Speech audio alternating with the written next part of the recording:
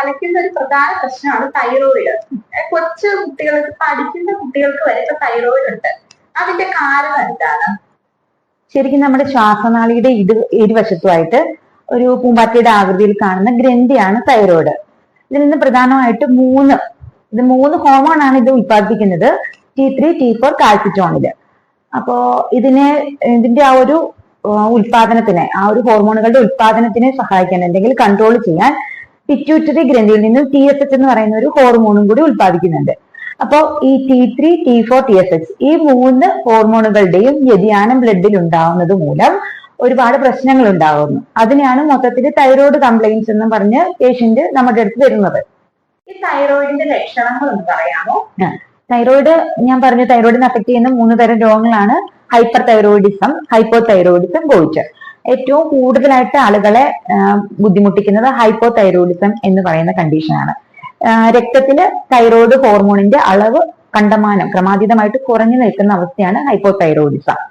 അപ്പോൾ ഇതിന്റെ ഒരു ഫംഗ്ഷൻ, തൈറോയിഡ് ഹോർമോണിന്റെ ഒരു മെയിനായിട്ട് 2 പ്രവർത്തികളാണ് നമ്മളുടെ ശരീരത്തിൽ ചെയ്യുന്നത്. ഒന്നാമതായിട്ട് നമ്മളുടെ ഉപാപചയ പ്രവർത്തനങ്ങളുടെ നിരക്ക് കൂട്ടുക. രണ്ടാമത് കുഞ്ഞുങ്ങളിലെ വളർച്ച, മാനസികവും ശാരീരികവുമായിട്ടുള്ള വളർച്ചയെ പ്രൊമോട്ട് ചെയ്യുക, അല്ലെന്നുണ്ടെങ്കിൽ അതിനെ കൂട്ടുക. ഇത് രണ്ടുമാണ് തൈറോയിഡ് ഹോർമോണിന്റെ പ്രവൃത്തി. അപ്പോൾ ഈ ഒരു ഹോർമോണിന് വ്യതിയാനങ്ങൾ വരുമ്പോൾ ഈ 2 മേഖലയിലും ഒരുപാട് പ്രശ്നങ്ങൾ വരുത്താം. അപ്പൊ തന്നെ നമുക്ക് മനസ്സിലായില്ലേ, തൈറോയിഡ് ഹോർമോൺ കൂടുകയോ കുറയുകയോ ചെയ്തിട്ടുണ്ടെങ്കിൽ ശരീരത്തിന് മൊത്തം അത് ബാധിക്കും എന്നുള്ളത്. അപ്പൊ ഹൈപ്പോ തൈറോയിഡിസത്തില് വരുമ്പോൾ തൈറോയിഡ് ഹോർമോൺ കുറയുകയും അതുമൂലം നമ്മളുടെ ഉപാപചയ പ്രവർത്തനങ്ങളുടെ നിരക്ക് കുറയുകയും ചെയ്യും. അതുകൊണ്ട് തന്നെ ഈ പേഷ്യന്റിന് ഒട്ടും ശാരീരിക ഊഷ്മാവ് വളരെ കുറവായിരിക്കും. തണുപ്പ് ഒട്ടും താങ്ങാനുള്ള കഴിവ് ഈ വ്യക്തിക്ക് ഉണ്ടായിരിക്കില്ല. അതേപോലെ ആ വ്യക്തിയുടെ സ്കിൻ ഭയങ്കര ഡ്രൈ ആയിരിക്കും. തൊലി ഭയങ്കര ഡ്രൈ ആവുകയും തൊലിയിൽ ചെതുമ്പൽ അല്ലെങ്കിൽ തേമൽ പോലെയുള്ള പോളകൾ ഉണ്ടാകാനും ഒക്കെയുള്ള ചാൻസ് വളരെ കൂടുതലാണ്. അമിതമായിട്ടുള്ള മുടികൊഴിച്ചിൽ ഹൈപ്പോ തൈറോയിഡിസത്തിന്റെ ഒരു ലക്ഷണത്തിൽ പെടുന്നു. അതുപോലെ ഒബേസിറ്റി, ഭയങ്കരമായിട്ട് വണ്ണം വെക്കുക, അല്ലെന്നുണ്ടെങ്കിൽ അമിത ഭാരം വെക്കുക. പിന്നെ നമ്മളുടെ ഹൃദയത്തിന്റെ പ്രവർത്തനങ്ങളെ ഇത് ഒന്ന് മന്ദഗതിയിലാക്കും. അതായത് ഹൃദയ നിരക്ക് കുറയ്ക്കും, അല്ലെന്നുണ്ടെങ്കിൽ ബ്ലഡ് വോളിയം കുറയ്ക്കും. അങ്ങനത്തെ പ്രശ്നങ്ങൾ, വിളർച്ച വരാം. അതല്ലെന്നുണ്ടെങ്കിൽ ഈ ആൾക്ക് മാനസികവും ശാരീരികവുമായിട്ട് ഒരു മന്ദത ഫീൽ ചെയ്യാം. പിന്നെ ഒരു ചിന്താക്കുഴപ്പം വരാനുള്ള ചാൻസ് വളരെ കൂടുതലാണ്. പിന്നെ ചില ആൾക്കാരിൽ നീർക്കെട്ട് വരാം, ശരീരം മൊത്തം, പ്രത്യേകിച്ച് മുഖത്ത്, കണ്ണിന്റെ അടിയിൽ ഒക്കെ നീർക്കെട്ട് വരാനുള്ള ചാൻസ് ആണ്. ഈ ഒരു നീർക്കെട്ടിന്റെ പ്രത്യേകത എന്ന് പറഞ്ഞിട്ടുണ്ടെങ്കിൽ, സാധാരണ നീർക്കെട്ടുകൾ ഒന്ന് നമ്മൾ പ്രസ് ചെയ്ത് കഴിയുമ്പോഴത്തേനും കുഴിഞ്ഞു പോകുന്ന രീതിയിലുള്ള നീർക്കെട്ടുകളായിരിക്കും. പക്ഷെ ഹൈപ്പോ തൈറോയിഡിസം മൂലം ഉണ്ടാകുന്ന നീർക്കെട്ട് തൊട്ട് കഴിഞ്ഞാൽ കുഴിയില്ല. Non pitting type of oedema എന്നാണ് ഇത് പറയുന്നത്. പിന്നെ കുട്ടികളിൽ ഹൈപ്പോ തൈറോയിഡിസം ഉണ്ടെന്നുണ്ടെങ്കിൽ അവരുടെ മാനസികവും ശാരീരികവുമായ വളർച്ച മന്ദഗതിയിലാവും. അവർ ചിലപ്പോൾ മന്ദബുദ്ധിയായി പോകാനോ അല്ലെന്നുണ്ടെങ്കിൽ പൊക്കം കുറഞ്ഞ കുഞ്ഞുങ്ങൾ ഉണ്ടാവാനും ഒക്കെയുള്ള ചാൻസ് വളരെ കൂടുതലാണ് ഹൈപ്പോ തൈറോയിഡിസം ഉണ്ടെന്നുണ്ടെങ്കിൽ. പ്രഗ്നൻസിയിലും ഇതൊരു വല്ലാത്ത വെല്ലുവിളി തന്നെയാണ്. പിന്നെ ഇനി അടുത്തത് ഹൈപ്പർ തൈറോയിഡിസത്തിന്റെ ഇത് നോക്കാം. ഹൈപ്പർ തൈറോയിഡിസം ഉള്ളവരിൽ ഉപാപചയ പ്രവർത്തനങ്ങളുടെ നിരക്ക് വളരെ കൂടുതലായിരിക്കും. അതുകൊണ്ട് തന്നെ അവർക്ക് ഹോട്ട് ഇൻടോളറൻസ്, പുറത്തുള്ള ഒരു ചൂടും അവർക്ക് താങ്ങാൻ കഴിയുന്നതിൽ അപ്പുറമായിരിക്കും. അതുപോലെ ശരീരം ക്രമാതീതമായിട്ട് മെലിഞ്ഞു പോവുക, നമ്മളുടെ പേശികളൊക്കെ തൂങ്ങിപ്പോവുക, ഭയങ്കര ആൻസൈറ്റി, ഉത്കണ്ഠ വരിക, അല്ലെന്നുണ്ടെങ്കിൽ ഭീതി വരിക, ഒരു കാരണവും ഇല്ലാതെ അങ്ങനത്തെ പ്രശ്നങ്ങളൊക്കെ ഉണ്ടാവുക. പിന്നെ ഹൃദയമിടിപ്പ് ക്രമാതീതമായിട്ട് കൂടുക. സ്ത്രീകളിലാണെന്നുണ്ടെങ്കിൽ ആർത്തവത്തിൽ ക്രമക്കേടുക, ദിവസങ്ങളോളം അല്ലെങ്കിൽ മാസങ്ങളോളം ആർത്തവവും ഇല്ലാതെ ഇരിക്കുക. പിന്നെ ഒത്തിരി മറ്റുള്ള ഒരുപാട് പ്രശ്നങ്ങൾ, വെയിറ്റ് കുറയുന്ന കാര്യം ഞാൻ നേരത്തെ പറഞ്ഞു. അങ്ങനത്തെ ഒരുപാട് പ്രശ്നങ്ങളാണ് ഹൈപ്പർ തൈറോയിഡിസം മൂലം ഉണ്ടാകുന്നത്. ഗോയിറ്റർ എന്ന് പറയുന്ന അവസ്ഥ, അത് തൈറോയിഡ് ഗ്ലാൻഡിന്റെ വളർച്ച കൂടുന്നതിനെയാണ് പറയുന്നത്. അപ്പോൾ ആ ഒരു അവസ്ഥ മിക്കവാറും 2 ഹൈപ്പോ തൈറോയിഡിസത്തിലും ഹൈപ്പർ തൈറോയിഡിസത്തിലും കാണാറുണ്ട്.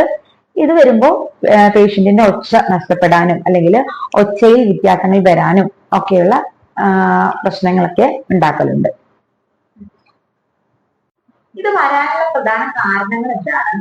ശരിക്കും തൈറോയിഡ് വരാൻ ഒരുപാട് കാരണങ്ങളുണ്ട്. അതിൽ ഏറ്റവും പ്രധാന കാരണം ഓട്ടോ ഇമ്മ്യൂൺ ഡിസീസ് ആണ്. അതായത് നമ്മുടെ ശരീരത്തിന് സ്വന്തമായിട്ടുള്ള ഒരു കഴിവുണ്ട് പുറത്തുനിന്ന് എന്തെങ്കിലും ഒരു പത്തോജ് രോഗാണു അല്ലെന്നുണ്ടെങ്കിൽ എന്തെങ്കിലും ഒരു പാർട്ടിക്കിൾ നമ്മുടെ ശരീരത്തിനുള്ളിൽ കടന്നു കഴിഞ്ഞിട്ടുണ്ടെങ്കിൽ അതിനെ പ്രതിരോധിക്കുന്നതിന് ആവശ്യമായിട്ടുള്ള ആന്റിബോഡീസ് അല്ലെങ്കിൽ പ്രോട്ടീൻസ് ഉണ്ടാക്കാനുള്ള കഴിവ് നമ്മുടെ ശരീരത്തിന്റെ പ്രതിരോധ വ്യവസ്ഥയ്ക്ക് ഉണ്ട്. പക്ഷെ ചില ആളുകളിൽ ഓട്ടോഇമ്യൂൺ ഡിസീസ് ഉള്ള ആളുകളിൽ ഇത്തരം ആന്റിബോഡീസ് ഫോം ചെയ്യും. നമ്മുടെ ശരീരത്തിന്റെ കോശങ്ങൾക്കെതിരെ തന്നെ ഇത്തരം ആന്റിബോഡികൾ ഫോം ചെയ്യുകയും ശരീരത്തിന്റെ പല പല കോശങ്ങളെയും നശിപ്പിക്കുകയും ചെയ്യും. അത്തരത്തിലുള്ള ഒരു ആന്റിബോഡി ഓട്ടോ ആന്റിബോഡി ഡിസീസ് ആണ്, അല്ലെങ്കിൽ ഒരു ഓട്ടോ ഇമ്മ്യൂൺ ഡിസീസ് ആണ് ഗ്രേവ്സ് ഡിസീസ് എന്ന് പറയുന്നത്. ഇത് ശരീരത്തിലെ TSH എന്ന് ഞാൻ നേരത്തെ പറഞ്ഞു, ആ ഹോർമോണിന് പകരം ഉള്ള ഒരു ഹോർമോൺ അല്ലെങ്കിൽ ഒരു കെമിക്കലിനെയാണ് പ്രൊഡ്യൂസ് ചെയ്യുന്നത്. ഇത് വരുന്നത് വഴി നമ്മളുടെ തൈറോയ്ഡ് ഹോർമോണിനെ T3യും T4ഉം കൂടുതലായിട്ട് ഉൽപ്പാദിപ്പിക്കാൻ വേണ്ടിയിട്ട് ഇതാക്കുന്നു, അതിനെ ഉത്തേജിപ്പിക്കുന്നു. അപ്പോൾ ശരീരത്തിൽ ഈ രണ്ട് ഹോർമോണുകളുടെ അളവ് വളരെ കൂടിയ നിലയിൽ കാണും. അപ്പോ TSHന്റെ അളവ് കുറയുകയും ചെയ്യും.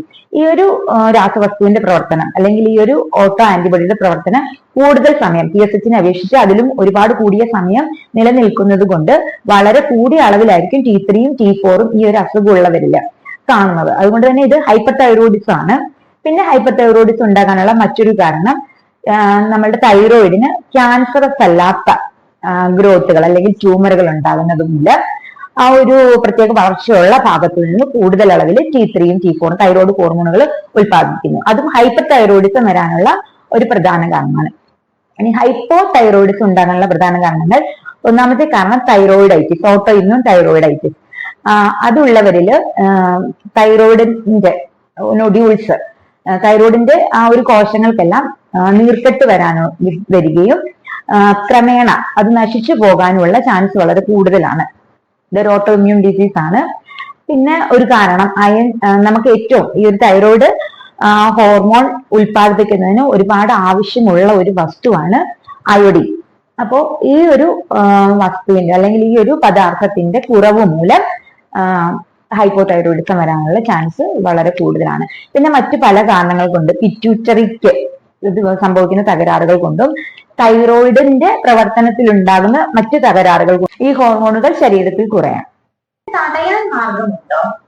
ശരിക്കും ഇതൊരു ലൈഫ് സ്റ്റൈൽ ഡിസീസ് ഒക്കെ പോലെ തന്നെയാണ്. പിന്നെ നമ്മൾ കഴിക്കുന്ന ഭക്ഷണത്തിൽ അടങ്ങിയിരിക്കുന്ന പല വസ്തുക്കളും നമ്മളെ മറ്റ് പല രോഗങ്ങളിലേക്ക് എത്തിക്കുന്നുണ്ട്. അതുകൊണ്ട് തന്നെ ഭക്ഷണ രീതിയിൽ വരുന്ന മാറ്റം കൊണ്ട് ചിലപ്പോൾ നമുക്ക് ഇത്തരം രോഗങ്ങളൊക്കെ തടയാൻ കഴിയും.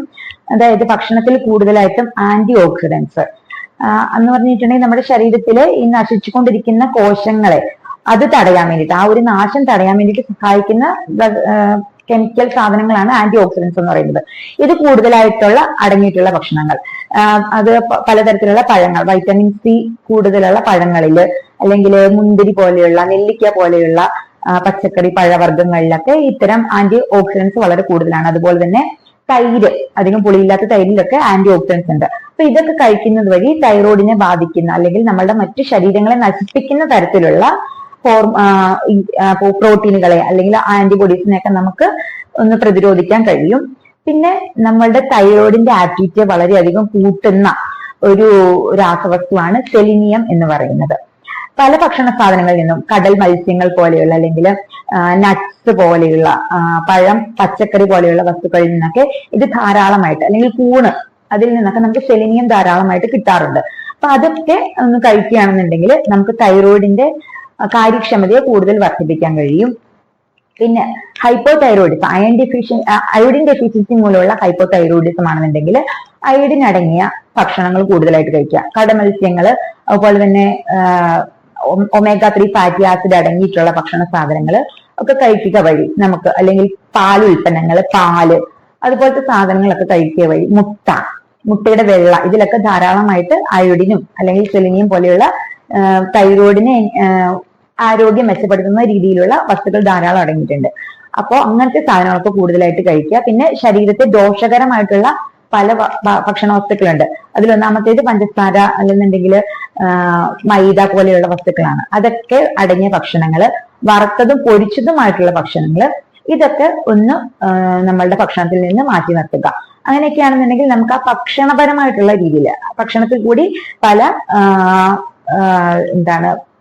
രീതിയിലും നമ്മളുടെ ആരോഗ്യത്തിനെ മെച്ചപ്പെടുത്താൻ കഴിയും. റെഗുലർ ആയിട്ട് എക്സസൈസ് ചെയ്യുന്നത് വഴി നമുക്ക് ഒരുപാട് നല്ല ഹാപ്പി ഹോർമോൺസ് എന്ന് പറയുന്ന ഒരു കൂട്ടം ഹോർമോണുകൾ നമ്മളുടെ ശരീരത്തിന് ഉണ്ടാകാനും അതുവഴി ഇതുപോലത്തെ ഓട്ടോ ഇമ്മ്യൂൺ ഡിസീസ് ഒരു പരിധി വരെ തടയാനും നമുക്ക് കഴിയും. ഹോമിയോപ്പതിയിൽ തൈറോയിഡിന് ചികിത്സയുണ്ടോ? തീർച്ചയായിട്ടും ഹോമിയോപ്പതിയിൽ വളരെ അനന്ത സാധ്യതകളുള്ള ഒരു മേഖല, തൈറോയിഡിന്റെ ഒരു ചികിത്സയിൽ അനന്ത സാധ്യതകളുള്ള ഒരു മേഖല തന്നെയാണ് ഹോമിയോപ്പതി. ഇതില് നമ്മൾ ചെയ്യുന്നത് എന്താണെന്ന് വെച്ച് കഴിഞ്ഞിട്ടുണ്ടെങ്കിൽ പേഷ്യന്റിന് എന്ത് കാരണം കൊണ്ടാണ് അല്ലെങ്കിൽ ഏത് രീതിയിലുള്ള കംപ്ലൈന്റ് ആണ് തൈറോയിഡിന് ഉണ്ടായതെന്ന് മനസ്സിലാക്കും.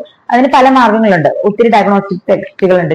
തൈറോയിഡ് ഫംഗ്ഷൻ ടെസ്റ്റ് ചെയ്യാം, അല്ലെന്നുണ്ടെങ്കിൽ തൈറോയിഡിന് വളർച്ചയുണ്ടെന്നുണ്ടെങ്കിൽ അതിൽ നിന്നും കോശങ്ങൾ കുത്തിയെടുത്ത് പഠനത്തിന് അയച്ച് അതിലെന്താണ് പ്രശ്നം എന്നുള്ളത് FNAC എന്നാണ് ഈ ഒരു ടെസ്റ്റിന് പറയുന്നത്. അങ്ങനെ വേണമെന്നുണ്ടെങ്കിൽ നമുക്ക് മനസ്സിലാക്കിയെടുക്കാം. അപ്പൊ ആ ഒരു അടിസ്ഥാന കാരണം മനസ്സിലാക്കി എടുത്തിട്ട് ആ ഒരു കുറവ് ശരീരത്തിനെ കൊണ്ട് നികത്താൻ വേണ്ടിയിട്ടുള്ള ശ്രമങ്ങളാണ് ചെയ്യിപ്പിക്കുന്നത്. അതായത് ആ ഒരു കുറവ് നികത്താൻ ശരീരത്തിനെ പ്രാപ്തമാക്കുകയാണ് നമ്മൾ ഹോമിയോ മെഡിസിനിലൂടെ ചെയ്യുന്നത്. ഈ ക്യാബേജ്, കോളിഫ്ലവർ ഇവ കഴിക്കുന്നത് തൈറോയിഡിന് പ്രശ്നമുണ്ടോ? ഇത് പൊതുവെ ഉള്ളൊരു തെറ്റിദ്ധാരണയാണ്. ക്യാബേജ്, കോളിഫ്ലവർ ഒക്കെ കഴിച്ചിട്ടുണ്ടെങ്കിൽ തൈറോയിഡ് വരും, അല്ലെന്നുണ്ടെങ്കിൽ തൈറോയിഡ് കൂടും എന്നൊക്കെയുള്ളത്. ശരിക്കും ഈ വസ്തുക്കളിൽ, ഈ ഭക്ഷണ പദാർത്ഥങ്ങളിൽ ഗോയിട്രോജൻ എന്ന് പറയുന്ന ഒരു രാസവസ്തു അടങ്ങിയിട്ടുണ്ട്. അതാണ് തൈറോയിഡ് ഉണ്ടാക്കുന്നത് എന്നുള്ളതായിരുന്നു ഒരു വസ്തുത, അല്ലെങ്കിൽ ഒരു പഠനം തെളിയിച്ചിരുന്നത് അങ്ങനെയായിരുന്നു.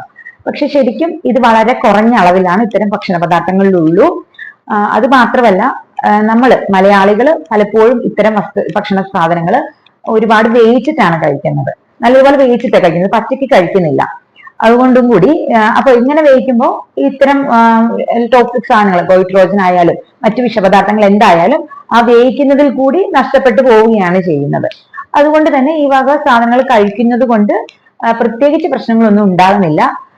പക്ഷേ എന്നിരുന്നാലും ഈ തൈറോയിഡ് ഉള്ള ഒരാള് അല്ലെന്നുണ്ടെങ്കിൽ ആരായാലും എന്ത് സാധനമാണെങ്കിലും ഒരു മിത നിരക്കിൽ കഴിക്കുന്നതാണ് എന്തുകൊണ്ട് നല്ലത്.